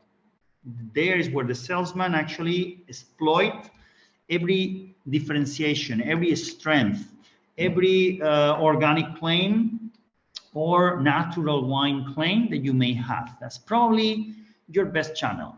If you want to go on getting the Chinese certificate, well, Ruben has explained the process. It's not the easiest, particularly because now with COVID, it's hard to get any inspector to go to Europe, of course. But there are also cases. So Laura, we pass. We're going to see a couple of cases, so all the companies can see that. Another one, please. We can actually get. There is this company, for example, a leader of organic wine production in France, and they have both labels, and they're pushing it strong in China. Okay, and they're also.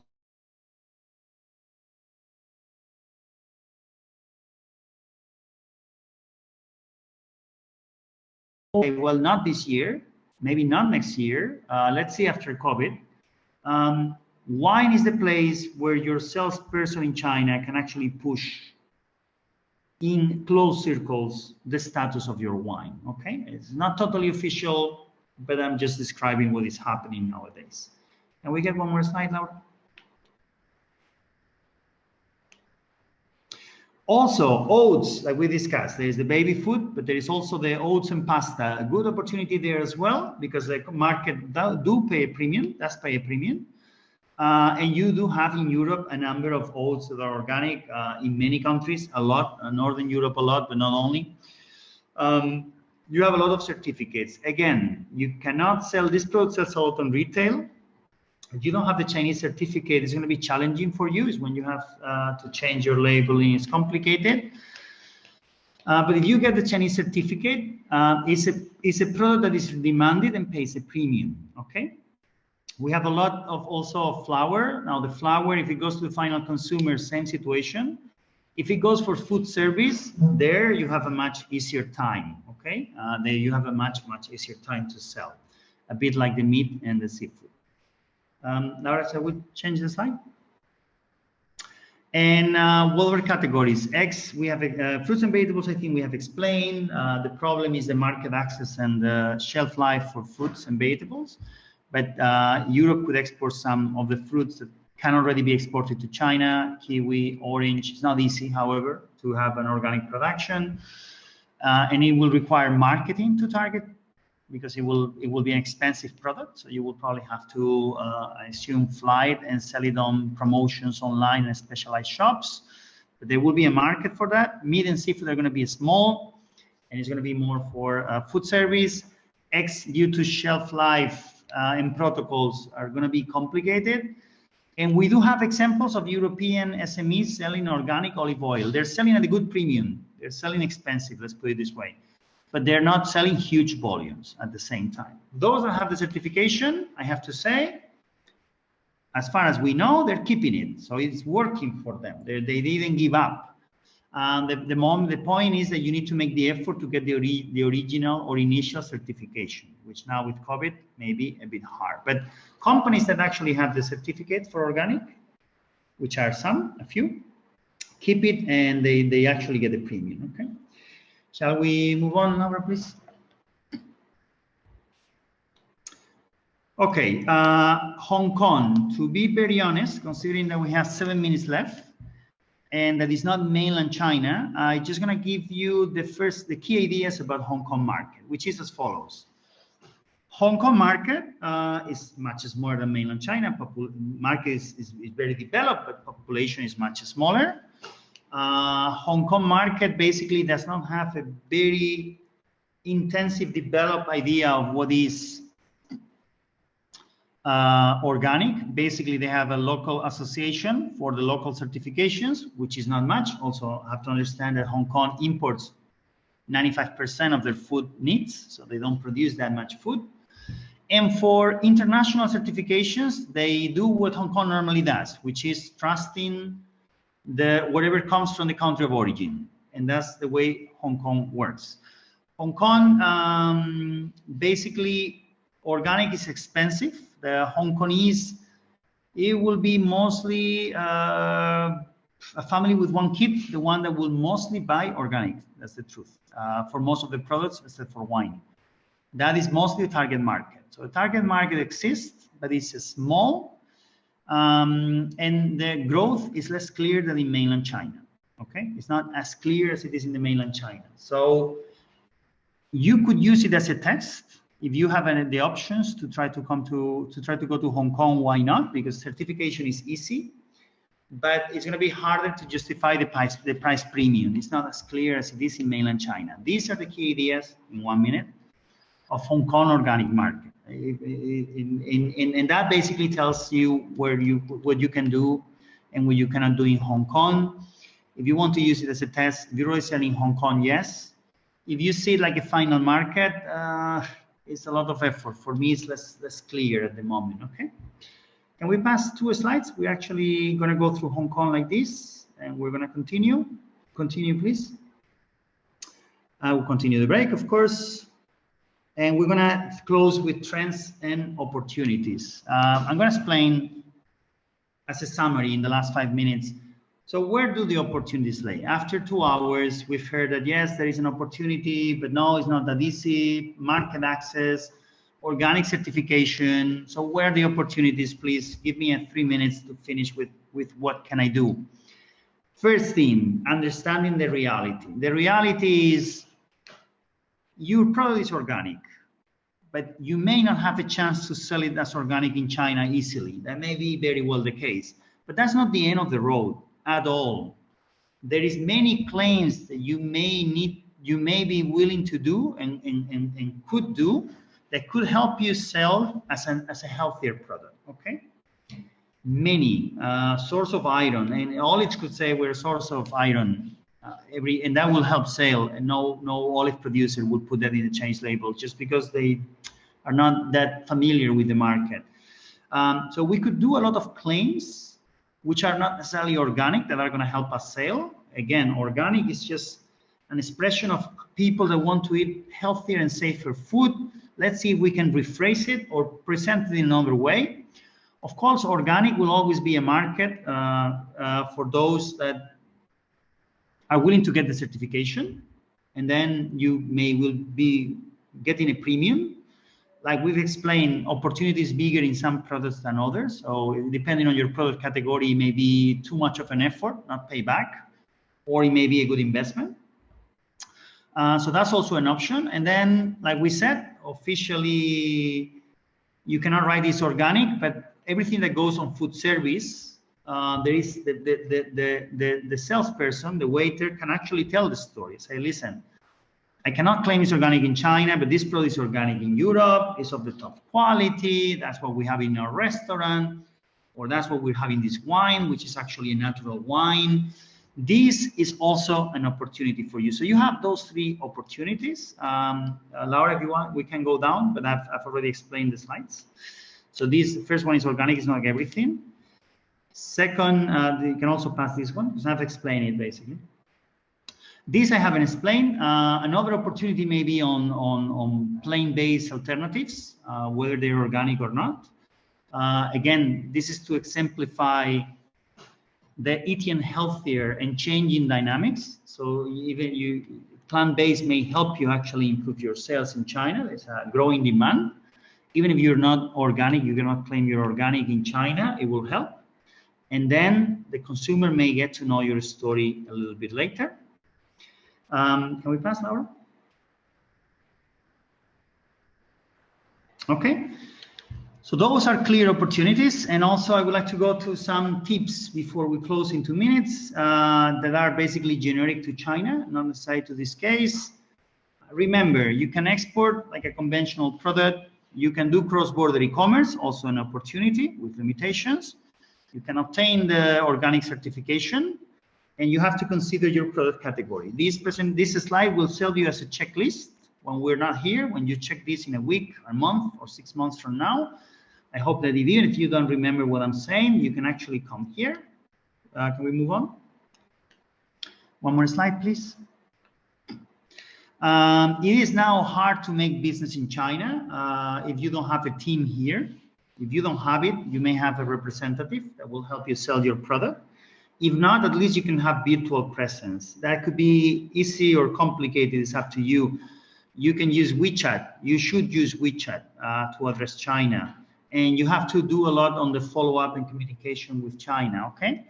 Virtual B2b activities are growing a lot. So we recommend that you are growing a lot because they come from nothing. But since foreigners cannot come to China, it's extremely complicated. Chinese are getting used to more online B2B. So we hope you can actually get a hold of that.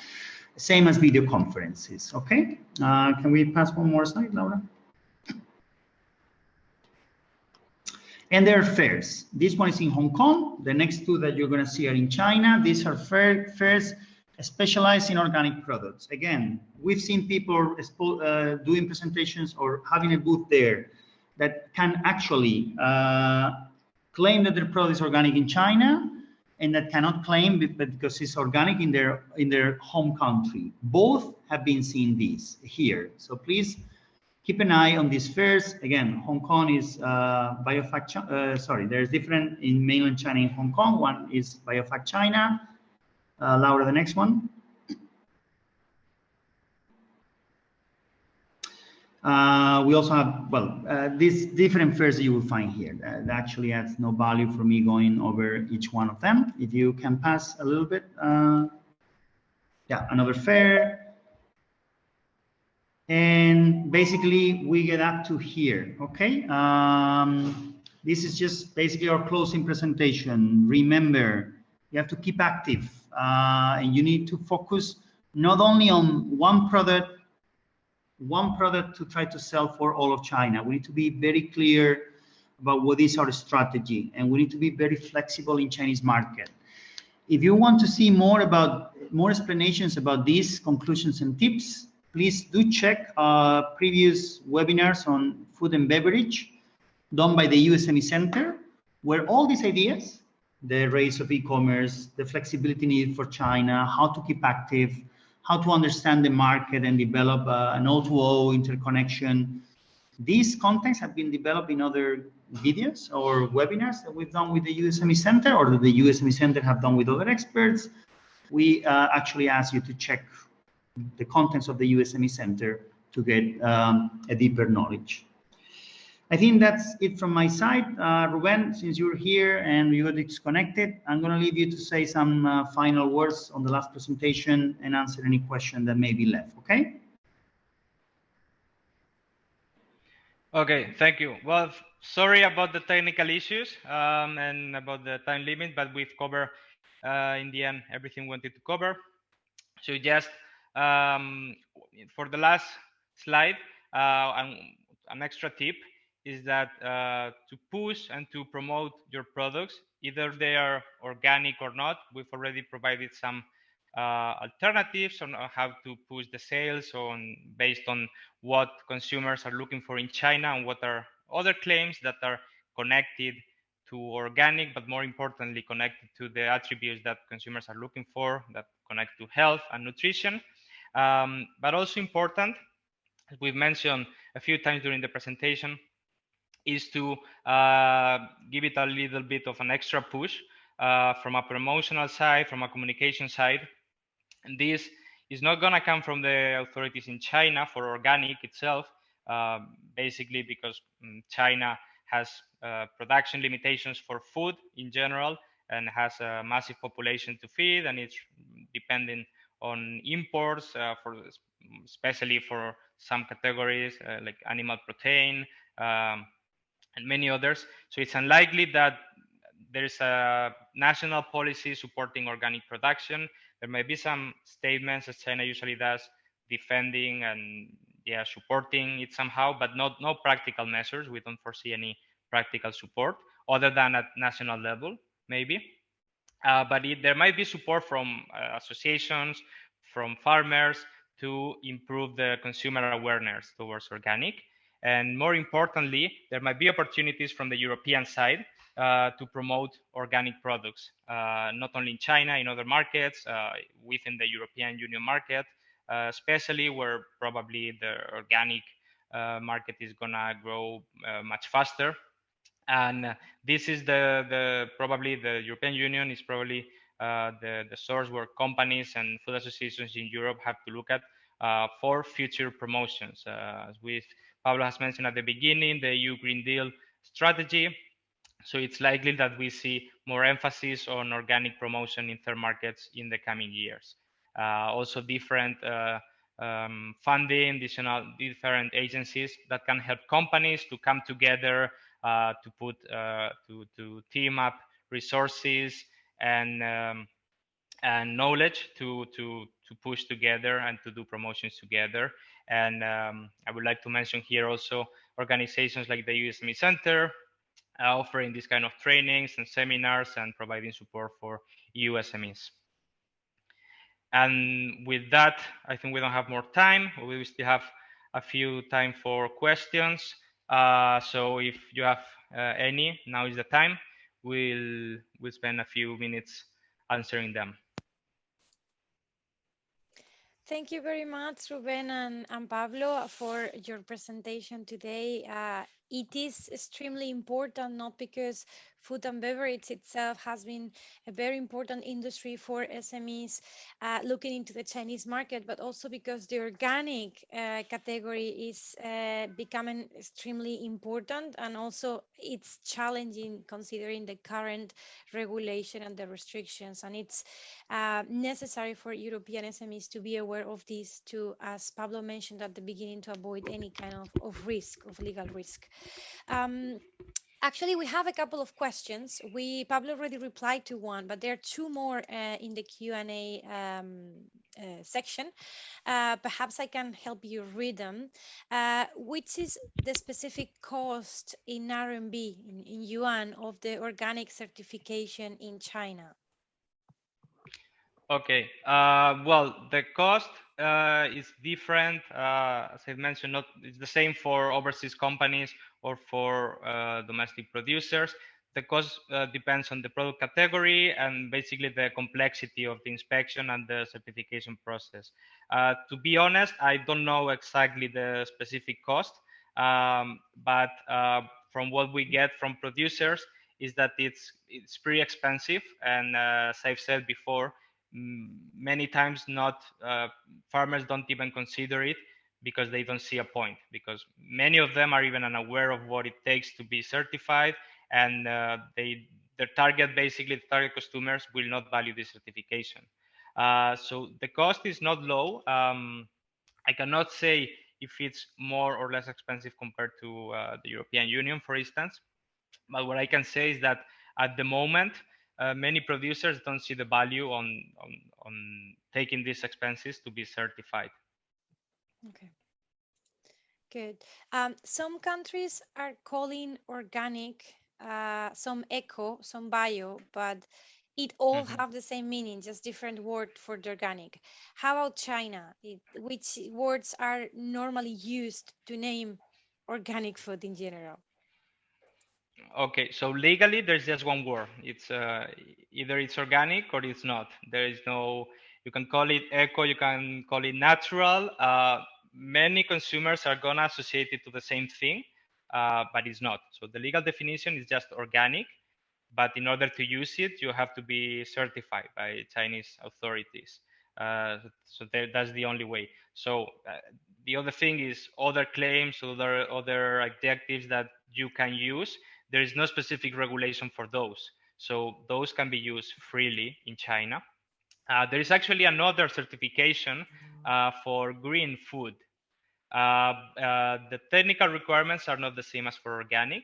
And the main problem with this other certification is awareness from consumers. So we're saying that organic logo is not very recognized. So this green food certification has a even lower, much lower recognition. So it only helps to add a bit more confusion to the market, to some consumers that they may think it's the same thing, but it's not. But to be clear, the only legal definition for organic is organic. The Okay. other words help to connect, but are basically marketing ideas. Okay, perfect. Understood. I actually have a question myself.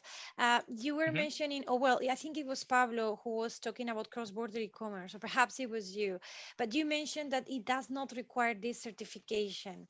Does it mean that Mhm. this could be a very good, or a potential good starting channel for those European companies who are selling organic food?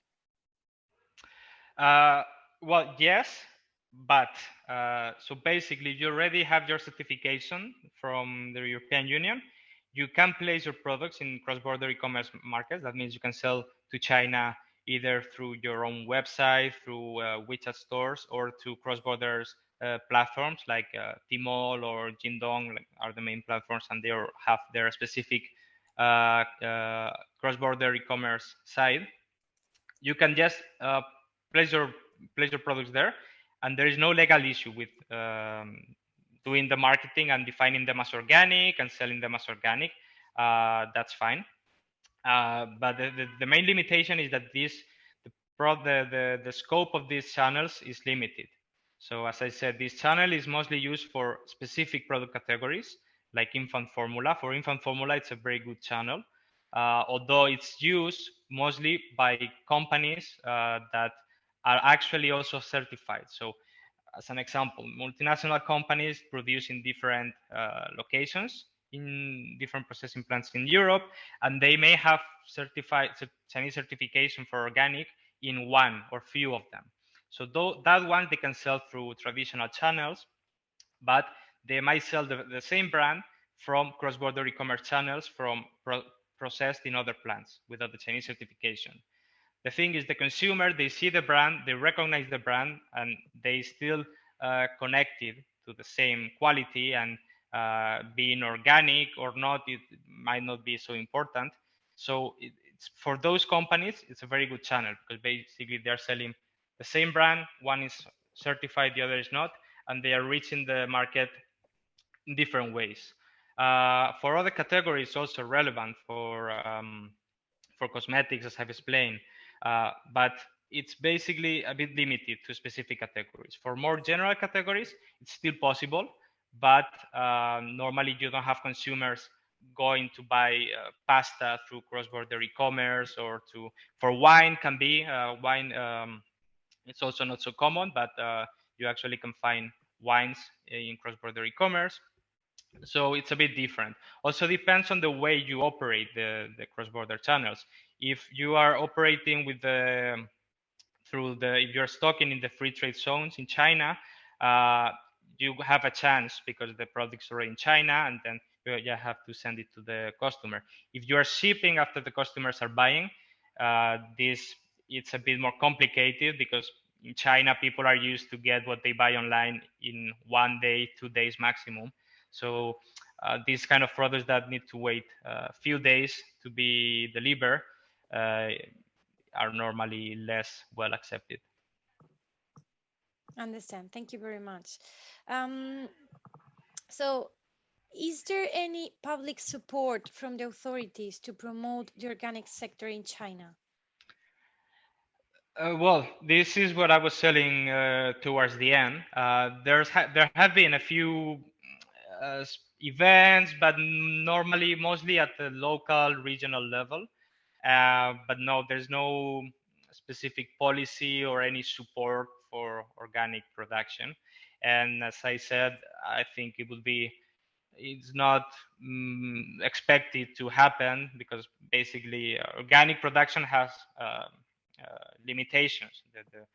It's harder for farmers and it reduces the productivity, the yield.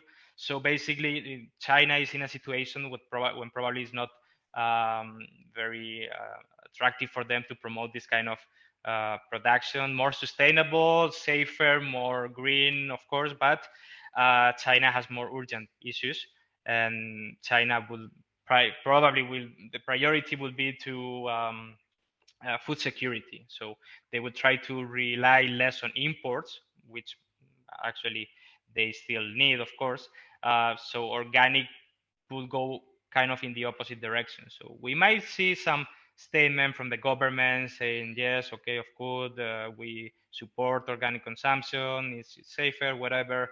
But in practical terms, it's hard to think that farmers are gonna get any support of any kind. Okay, understood. Well, I think we are almost done. We almost reached the 12:15. Just a small notation regarding one of the questions mentioned by one of the participants in Expo Cook. Here at the EU SME Center, we support EU SMEs in international trade fairs happening in China. As we mentioned at the beginning, the China International Industrial Fair and others. We usually are present in events related to food and beverage. I encourage everybody to stay tuned to our website to see any upcoming trade fair advertised there, because that will mean that we will have some presence in the grounds, or we will be organizing some side events, like for example the one we organized today. Well, I think I only have to thank again Ian for supporting this initiative today, especially the agri-food sector group, Expo Cook for having us today as well, and obviously Ruben and Pablo for this amazing and very deep presentation. One last thing, once you close this session, you will be redirected to a survey. We would like to encourage you to fill it out, because it helps us to understand how you like the topic, how we can improve, and especially which other China-related topics to food and beverage or other you would like to learn about. So please take these 2 minutes to fill it up to help us to improve for future events. I don't know if Giada, you would like to say goodbye to the audience, but I say goodbye from my side. Thank you all again. Thank you, Ruben. Thank you, Pablo, who's disappeared, but he's the great support. And thank you, Lara, for, as usual, it's a great synergy between the EU SME Centre and Sicindustria as the Enterprise Europe Network partners, and as members of the agri-food sector group. And I stress the point, go and check periodically the website of the EU SME Centre, because it's full of resources, full of information, full of news, full of trainings, and you have the auto-diagnose to see whether you're ready for China, and then you will have all our support, all the support from the Enterprise Europe Network contact points. So thank you for now, and we will talk soon and organize soon new activities. Thank you very much for the very interesting information and presentations as well. And I'm sure that we will be able to collaborate with each other in the future, organizing or co-organizing events and training sessions, as well as webinars. Thanks a lot. Bye Thank you. Thank you very much. bye. Bye-bye.